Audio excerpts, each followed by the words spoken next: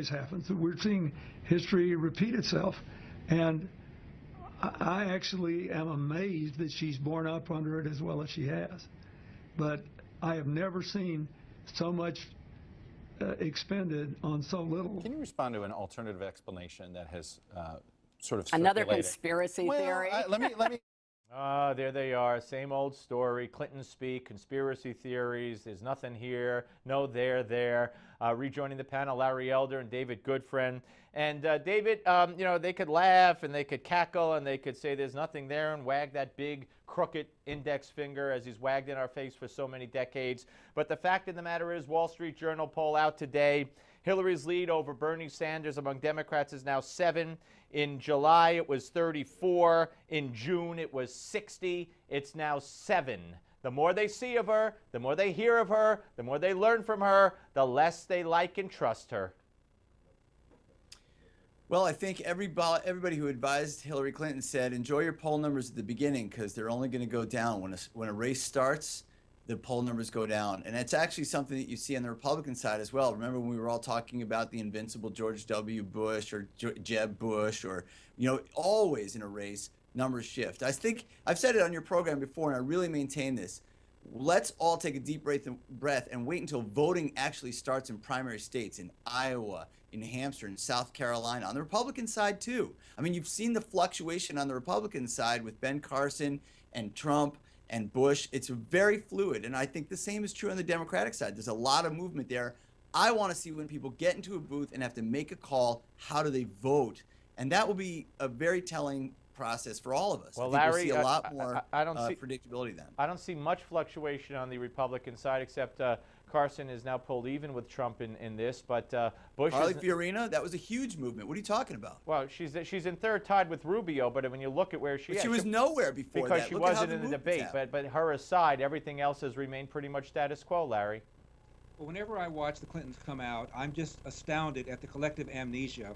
There's a book by Christopher Hitchens called No One Left to Lie To. He said that Bill Clinton has been credibly accused of rape by 3 different women, including Juanita Broaddrick. Larry King, the other, on your show, Steve, you told him about Juanita Broaddrick. He said he was unaware there had ever been a rape accusation against Bill Clinton and did not know who Juanita Broaddrick was. This is the woman who said 2 weeks after the alleged rape, Hillary came up to her and verbally intimidated her, and people don't even know who she is. And Hillary Clinton does an interview with Lyndon Dunham and calls herself a feminist. It blows Larry, my people mind. never give up the same old tired story. Give it up, Larry. You've tried for 20 years to take them down on this narrative.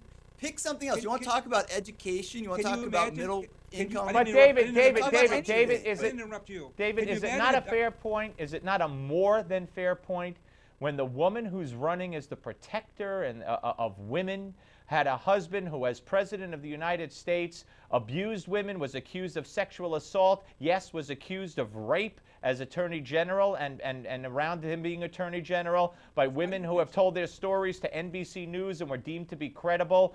Is it not fair to bring up that Hillary Clinton has also been accused of threatening at least one of those women to keep quiet? You don't believe that that's legitimate? You can say they were accused of being 4-headed dragons. It doesn't matter. What was the fact? What was the conviction? What was the actual established case?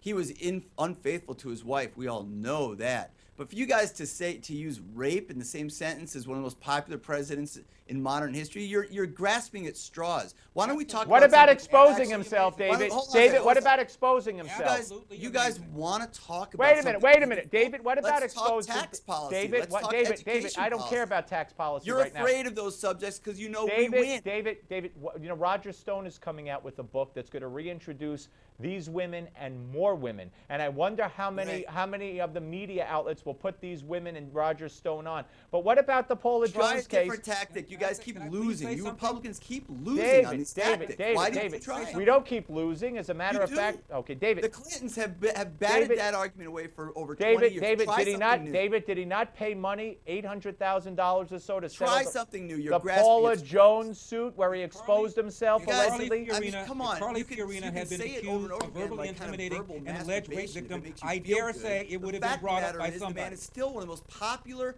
former presidents in U.S. history. He had one of the most popular favorability ratings throughout his presidency, despite the hateful tactics of the right. And you know what? The Clintons are going to do it again. David, you didn't Swallow just hard, get used to that, conservative America. David, you didn't the just say. Clintons are going to David, do it David, to you David, again. David, you didn't just say verbal masturbation, I referring did. to You Bill must Clinton feel good exposing when you himself, say did these you? things.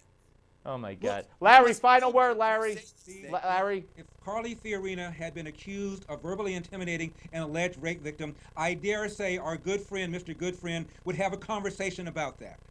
All right. Guys, always a pleasure. We will continue. We're out of time. Matt Kibbe is next, folks. But first, remember to stay tuned tonight for J.D. Hayworth's sit-down interview with Ohio Governor John Kasich as they discuss his 2016 presidential campaign. It's immediately following The Steve Malzberg Show at 8 p.m. Eastern, only on Newsmax Television.